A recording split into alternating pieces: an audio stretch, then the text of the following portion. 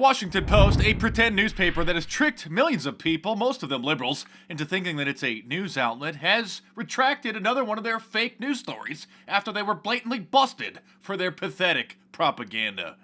You may recall this is the same fake news agency that started the fake news with this fake news article about the fake news, which they then later also had to retract, which was also fake retraction because they just put an editor's note in there and Orwellianly changed it. Over the New Year's weekend, they published this fake news article, which they then later Orwellianly changed and sneaked in this little editor's note. Russian operation hacked a Vermont utility, showing risk to the U.S. electrical grid, officials say. The nifty little editor's note says an earlier version of the story incorrectly said that Russian hackers had penetrated the U.S. electrical grid. I'm sorry, it wasn't just a different version of the story, it was also the headline, which the Washington Compost also changed. Authorities say there is no indication of that so far. The computer at Burlington Electric that was hacked was not attached to the grid. Facts force Washington Post to backtrack on report that Russia hacked U.S. power grid. Wait a minute, you're saying that's from RT? That's from a Russian propaganda outlet. That can't be trusted? Fair enough. Here's a report from the New York Post. Washington Post retracts story about Russian hack at Vermont utility. The Washington Post has retracted its story about Russian hackers penetrating the nation's electric grid with a virus found on a Burlington, Vermont electric company laptop.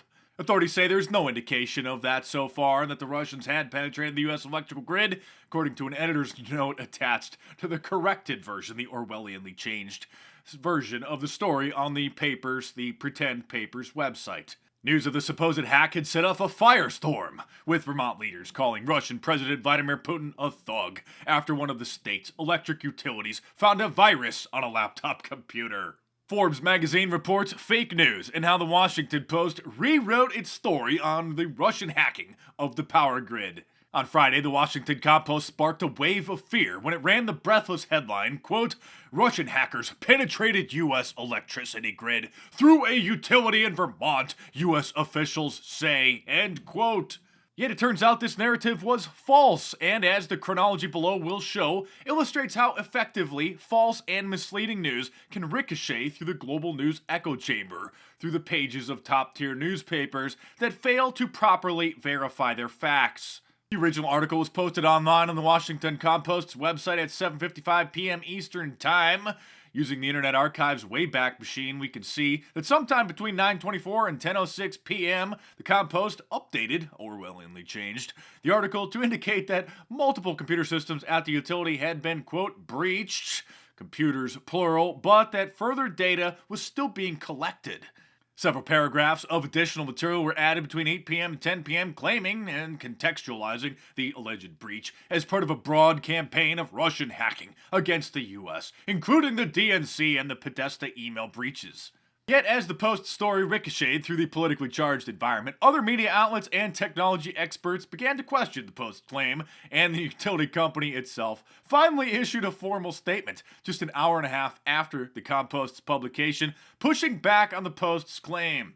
From Russian hackers burrowed deep within the U.S. electrical grid, ready to plunge the nation into darkness at the flip of a switch, an hour and a half later, the story suddenly became that a single non-grid laptop had a piece of malware on it, and that the laptop was not connected to the utility grid in any way. Forbes goes on to report that, however, it was not until almost a full hour after the utility's official press release that the Compost pile finally updated the article, changing the headline to the more muted Russian operation hacked a Vermont utility, showing risk to the U.S. electrical grid, officials say. The following morning, nearly 11 hours after changing the headline and rewriting the article to indicate that the grid itself was never breached and the, quote, hack was only an isolated laptop with malware, the Compost pile still had not appended any kind of editorial note to indicate that it had significantly changed the focus of the article, and the headline, I may add.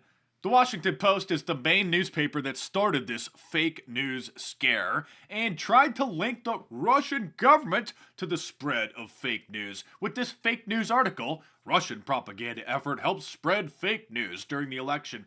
Experts say Only the experts that they cited in the story, prop or not, propaganda or not, consist of a Twitter account, and nobody knows who they are or what their credentials are.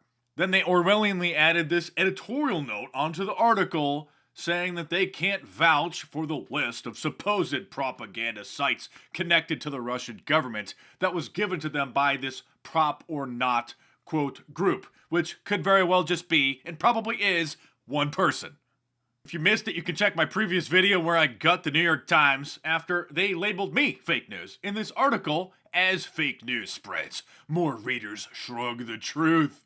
Our response to these vicious and defamatory attacks coming from the mainstream media is causing their war on fake news to backfire, and even the Washington Compost admits that the war against fake news has backfired because now more people are realizing that they are fake news. Here's a Gallup poll: Americans' trust in mainstream media sinks to a new low. The biggest loser in the 2016 election, the mainstream media and journalism. This from the New York Times: can the media recover from this election? Fortune magazine asks, how much will cable news record ratings drop post-election? The fact that this YouTube channel is approaching 1 million subscribers shows that people continue to leave mainstream media as people tune them out, turn them off, and refuse to even click on their crap. I'm Mark Dice, thanks for watching. Subscribe to the channel here if you're new, and check back every day for new reports as we will continue to pound more nails in the coffin of the mainstream media on a daily basis. I'll see you soon.